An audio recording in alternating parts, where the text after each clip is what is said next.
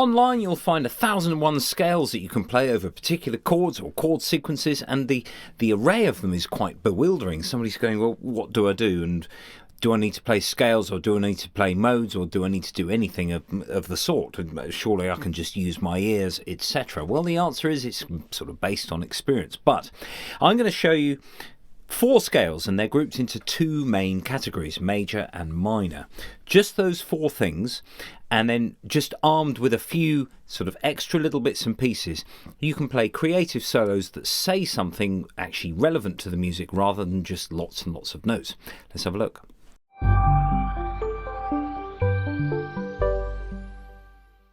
As I said in the intro, there's 2 main categories, major and minor. Now I've got 2 scales per category, so I've got the major pentatonic and the minor pentatonic, and then a couple of scales which just explore those sort of tonalities to greater depths. Now I've got the C major pentatonic. I've got iOS GarageBand here with a backing track that is just C major, just like a little sort of drum beat, bass line and keyboards. Now if I look at the major pentatonic on C, which is my example at 8th fret here, you can play this in quite a few different ways because of how the guitar works and the strings and different notes working on different strings in different places. So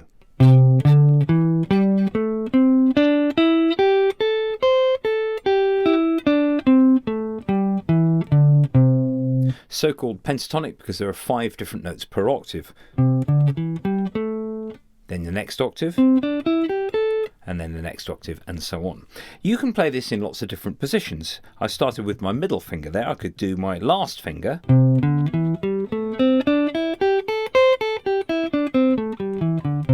or I could start with my first finger and do a bit of guitar scaling.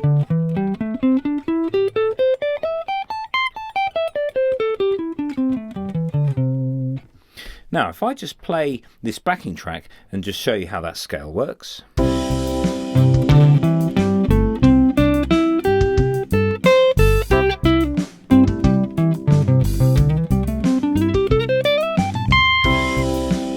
So you can play some different rhythms and decide which version you're going to use, but you don't want to go up and down scales because it's just a bit boring. Now if you're in a studio and somebody's put up a song that they want you to do maybe 4-bar solo over, just an intro or maybe just a little instrumental in the middle, there's going to be some note choices that you can make, and actually what you'd end up doing is playing a solo and they go, oh, I like that, but can I have a little bit more development? It's all about, really, the notes are just a tiny part of it.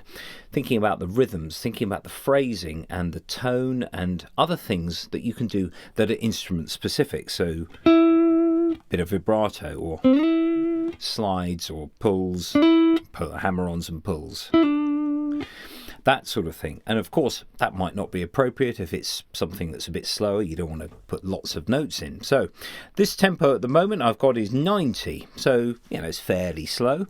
I'm going to try something that's just got a few notes but with some phrasing.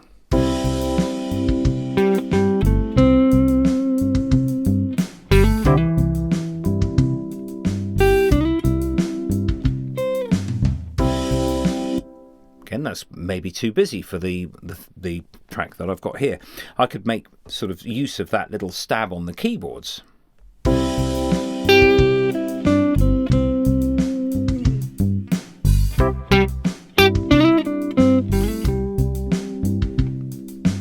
That was 4 bars, just a little intro. I wasn't going up and down the neck.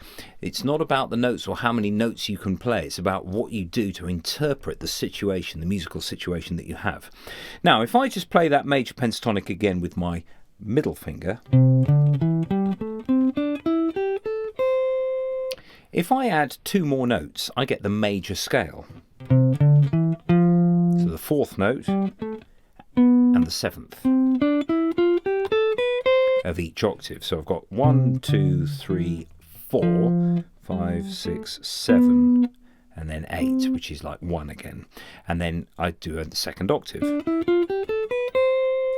Now there is a little bit of an issue here in that the 4th note is not going to work so well because the chord actually contains 3 notes, C, E and G, or the root 3rd and 5th. Now the 3rd here is right next to the 4th. So if I played just the fourth here,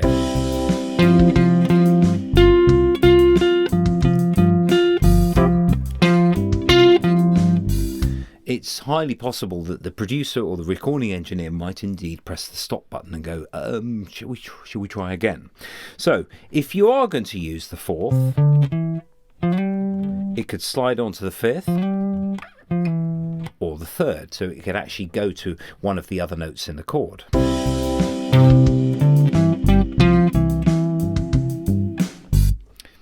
While that might be a little bit off the beaten track, at least it's saying something about the direction of the solo or the line that you're playing.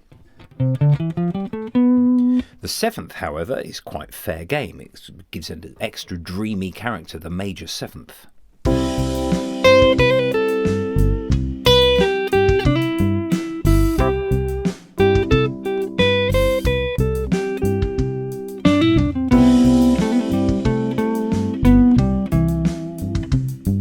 Beware of using a seventh that is too low, because if you have a root note somewhere else, you get this minor ninth interval or an octave plus a semitone. So it worked better when it was higher up than it did when it was lower down. You certainly don't want it too low.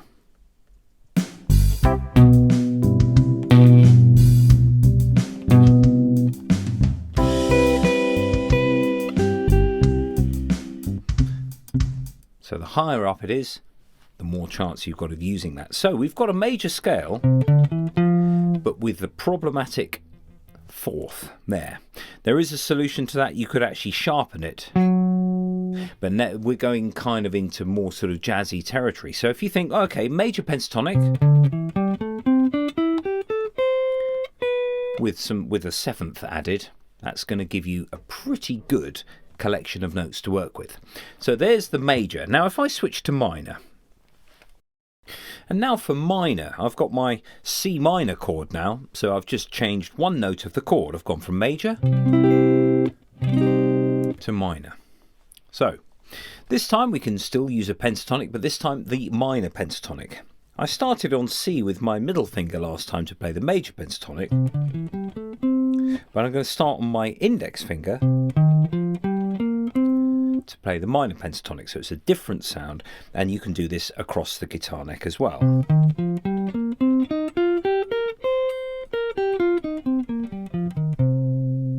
So you can also do this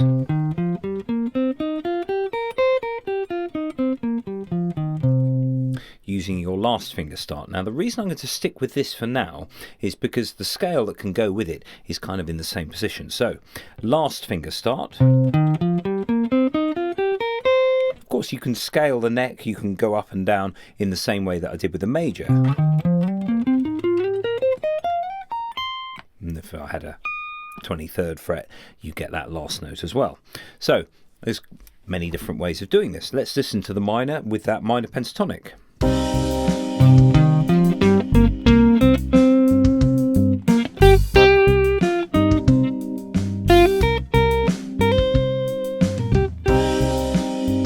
So everything works fine there, absolutely fine. Now there's a scale that goes with this, which is called the Dorian mode. Don't worry too much about the terminology. If you've armed with the major pentatonic and the major scale, the minor pentatonic and the Dorian mode, you've got masses at your fingertips. And then of course if you want to go on and learn other things, you've got a solid basis with which to work. So my minor pentatonic was this. So just in theory terms, I had the first, the flattened third, the fourth, the fifth, flattened seventh, and octave. Now if I added two notes to that, just like I did with the major just now, I get this. So I've got the second note and the sixth.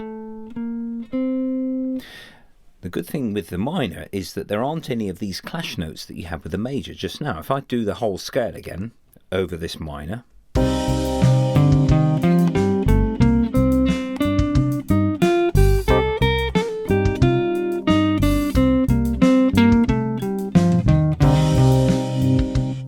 nothing there snare gets in the way. It's absolutely fine. So you've got a little bit more freedom here.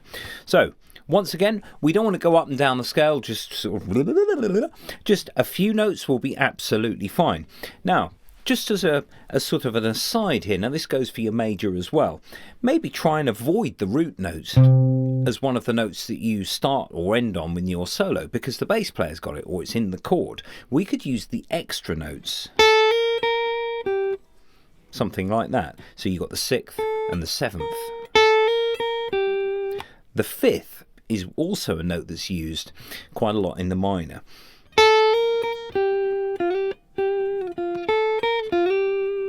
So you could make a solo that's got the 6th and the 7th and the 4th, for example.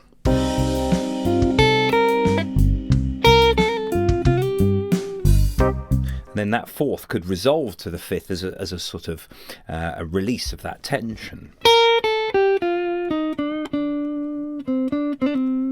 Sometimes, bizarrely, the minor note itself that's in the chord doesn't work so well.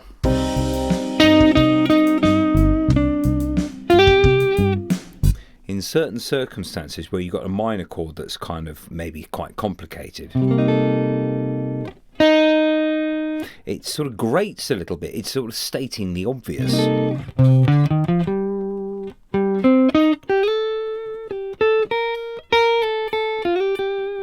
So if in doubt with a minor, stick to the 2nd is quite a nice note to use, which is termed the 9th actually. There are reasons for that. But you've got 4th, 6th and 7th. That's a really good rule of thumb. The reason that's called the 9th is because actually you can have your C minor, which is sort of like this, and then the 9th goes above, an octave above. Whereas if you got that, if you got the 2nd right next to your minor 3rd, it's quite a sort of a bold statement that you're making there. Not unmusical, but just something to be aware of. So once again, it's about getting that phrasing.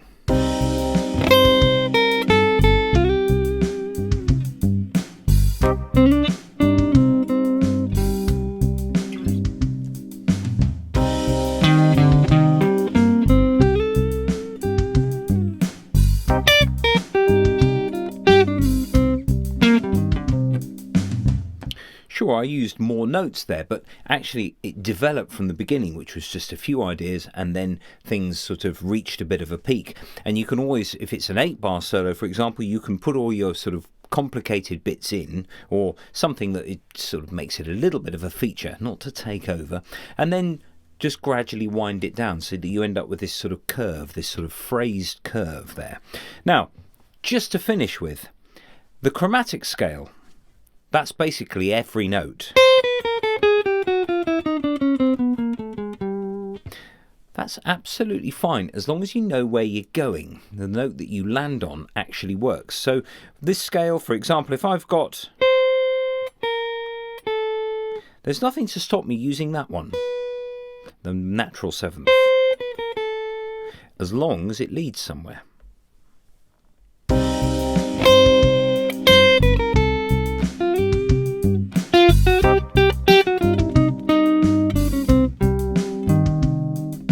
Quite a lot going on in there chromatic wise, but if I play it again but with the chromatic without a sense of direction, you'll hear that it doesn't work so well.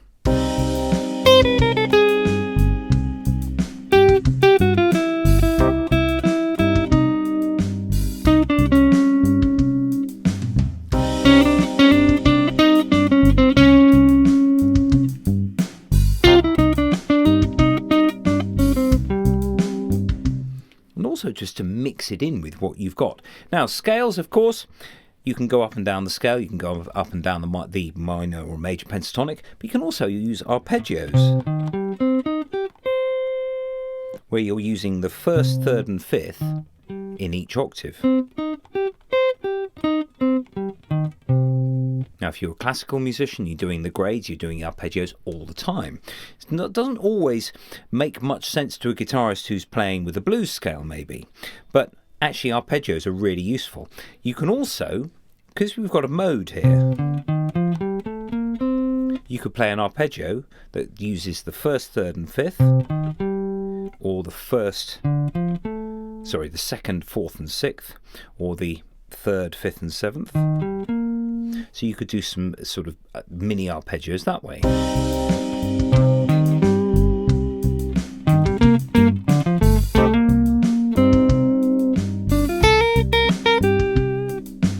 So I've just combined some notes that just go up in thirds.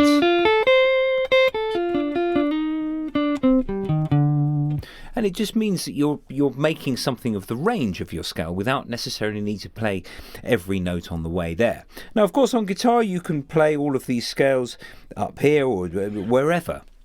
And that's partly with that. It's about getting a phrase that you work out. Oh.